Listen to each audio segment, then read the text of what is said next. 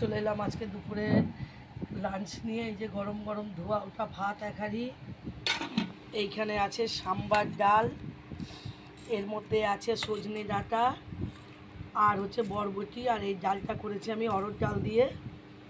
এটা হলো পুঁই শাক, গাছের পুঁই শাক, কুমড়ো আলু বেগুন দিয়ে করেছি পুঁই শাক।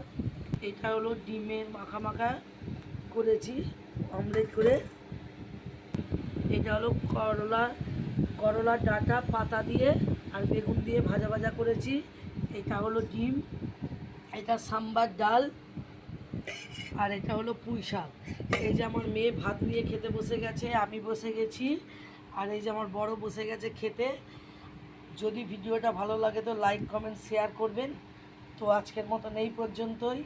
সবাইকে টাটা, সবাই ভালো থাকবেন, সুস্থ থাকবেন। তো আজকের মতন সবাইকে টাটা, সবাই ভালো থাকবেন, সুস্থ থাকবেন।